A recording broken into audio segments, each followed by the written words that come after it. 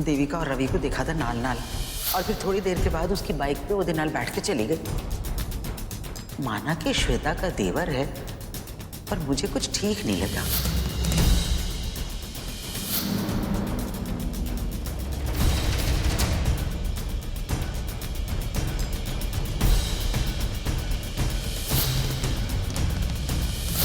रवि? कुछ नहीं। तुम्हें पता है रवि इस वक्त कहाँ होगा? कुछ पता है तुम्हें? हाँ, एक्चुअली वो ऑफिस गया है। हमारे ऑफिस में नई बॉस आई है ना, तो उन्हीं का फोन आया था, शायद कोई काम है इसीलिए। अच्छा ये बताओ, मैंने सही किया है गलत? तुम्हारे परिवार के रिश्ते और रवि के परिवार के रिश्ते अच्छे नहीं थे, फिर भी मैंने रवि को कॉन्ट्रैक्ट दिया। ठीक किया ना मैंने? नहीं साकेत जी, आपने सच में बहुत अच्छा काम किया जो उनके परिवार को कॉन्ट्रैक्ट दिलवाया। आपको पता है, सिर्फ इस वजह से मैं उसे अच्छे से जान पाई हूँ, अच्छे से समझ पाई हूँ कि वो कैसा है। जब मैं उससे पहले मिली थी ना, तो मैं उसे बिल्कुल पसंद नहीं करती थी। इनफैक्ट नफरत करती थी मैं उससे। बात तक नहीं करते थे हम दोनों। लेकिन फिर धीरे धीरे जब मैंने उससे जाना समझा, तब मुझे रियलाइज़ हुआ कि वो कितना अच्छा इंसान है, दिल का कितना साफ है, सबकी इतनी केयर करता है, सबकी हेल्प के लिए हमेशा खड़ा रहता है। मैं बहुत लकी हूँ जो मुझे उस जैसा दोस्त मिला। अब तो हम बहुत अच्छे फ्रेंड्स बन गए हैं। और आपको पता है, अब चाहे कुछ भी होना, मैं उससे आराम से शेयर कर पाती हूँ। बिल्कुल झिझक महसूस नहीं होती। वो कभी कभी मेरा मजाक भी उड़ाता है, हमारा कभी कभी कंपटीशन भी होता है, लेकिन अब मुझे किसी बात का बुरा नहीं लगता, क्योंकि मुझे पता है कि वो दिल का बहुत अच्छा इंसान है, बहुत साफ दिल है उसका। साकेत जी क्या हुआ? कुछ नहीं, गड्ढा आ गया, पहुंच जाएंगे। मेरी गलती थी जो मैंने रवि को इसके इतने करीब जाने दिया।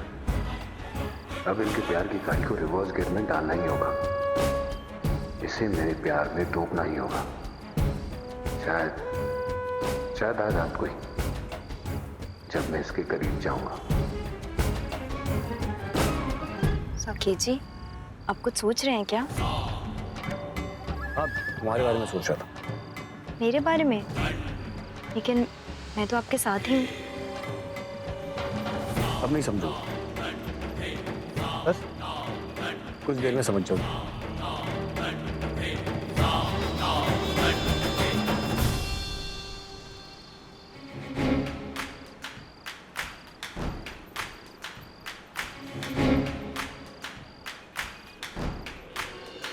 ये वो मास्टरपीस डिजाइन है जिसकी वजह से आपके फादर को 3 साल पहले बेस्ट आर्किटेक्ट का अवार्ड मिला था, याद है? तो ये है आपके फादर का डिजाइन और ये है इसी डिजाइन की कॉपी। तो मैम, या तो आपकी आंखें बहुत कमजोर है जो आप अपने डैड का डिजाइन नहीं पहचान पाई, या फिर आपकी जजमेंट के मुताबिक आपके फादर का डिजाइन इतना घटिया और बकवास है कि उन्हें अवार्ड मिलना ही नहीं चाहिए था। ये तो बहुत ही स्मार्ट निकला। इसे ठीक करने के लिए कोई अलग तरीका अपनाना होगा, कोई सॉलिड सीन लिखना होगा। ये तो घायल शेरनी हो गई है, संभल कर रहना होगा मुझे, कभी भी पलट कर वार कर सकती है ये।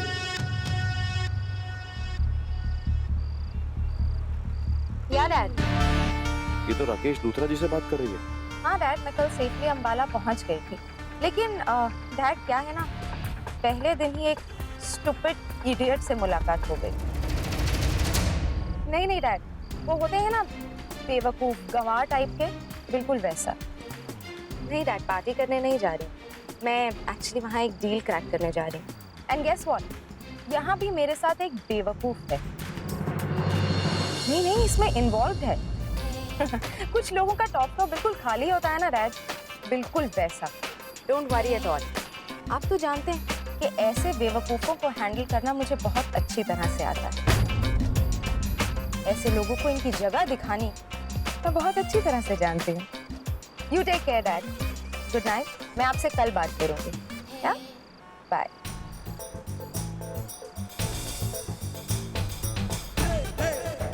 ये अपने डैड के सामने जो मैंने अभी तुम्हारी तारीफ की, इसके लिए मुझे थैंक यू बोलने की कोई ज़रूरत नहीं है। मैं तो पूरी दुनिया के सामने तुम्हारा ये इमेज बना के रख दूंगी।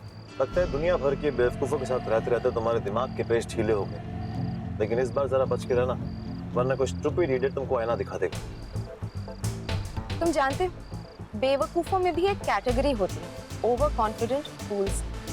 मुझे वो लोग कुछ ज्यादा पसंद है, क्योंकि अपनी ही ख्याली दुनिया में रहते हैं। जैसे कि तुम खुद, राइट?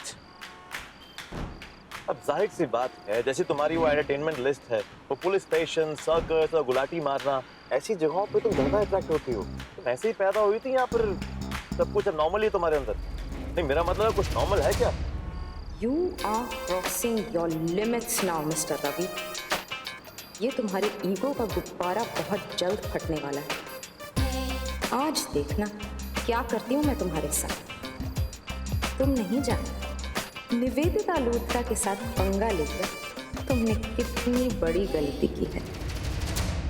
ये ऐसे क्यों देख रही है मुझे? कुछ प्लान तो नहीं कर रही मेरे खिलाफ? मेहता साहब, जब से आप पार्टी के प्रेसिडेंट बने हैं, हमारा तो सारा काम आसान हो गया। बाकी बात तो ठीक है, लेकिन 25 से 28 के बीच में मैं यहाँ हूँ नहीं, और पार्टी मीटिंग में जो भी बात हो आप मुझे फोन करके बता दीजिए, क्योंकि बात ऐसी है कि मुझे अगला इलेक्शन मुझे ही लड़ना है यहाँ।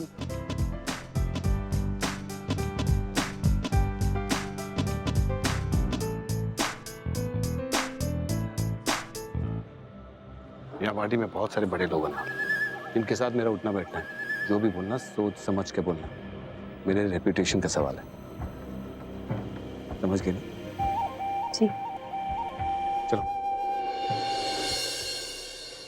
देविका, तुम्हारी सोच बहुत प्योर है, बहुत सच्ची है, और यही तुम्हारा अनोखापन है। इसे कभी मत खोना, कभी नहीं। और अगर तुम्हारे दिल में कोई ऐसी बात है जो तुम करना चाहती हो या कहना चाहती हो, बस कर देना। सोचना मत कि लोग क्या सोचेंगे, लोग क्या कहेंगे। तुम्हारी अपनी एक शख्सियत है, अपनी एक पहचान है, और जो लोग तुम्हारी इस बात को नहीं समझते वो इस काबिल नहीं, तो तुम उनकी परवाह मत करना। तुम सबसे अच्छी हो, सबसे अलग हो देविका, सबसे अलग, और ये बात कभी मत भूलना। अब यहाँ क्यों खड़ी? चलो। जी। आओ। Hi. How are you? Hi. Hi.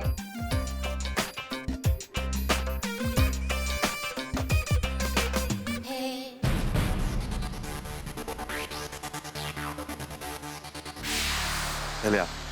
That's better. अच्छा है, कम से कम तुम थोड़ी तमीज तो सीख रहे हो। एक्चुअली वो तो मैं पहले ही सीख के बैठा हूँ, सिर्फ आपको सिखा रहा था कि मैनर्स कैसे होते हैं। Idiot. यार, ये औरतें इतनी कॉम्प्लिकेटेड क्यों होती हैं? ये अशोक जी हैं, ये मुजम्मिल जी और ये राजेश जी, शहर के सबसे बड़े इंडस्ट्रियलिस्ट। और ये देविका, मेरी मंगेतर। क्यों भाई साकेत, तुमको कहाँ से ढूंढ रहा है? भाभी जी तो बहुत खूबसूरत हैं। बस देखने परखने की नजर होनी चाहिए। जो आप लोग क्या वाह भाई वाह, सुना तुम लोगों ने? भाई अपनी अपनी आई टेस्ट करवा लो, तभी इतनी खूबसूरत भाभी जी मिलेंगी तुम लोगों को। अरे वाह जी वाह, मैं भी है।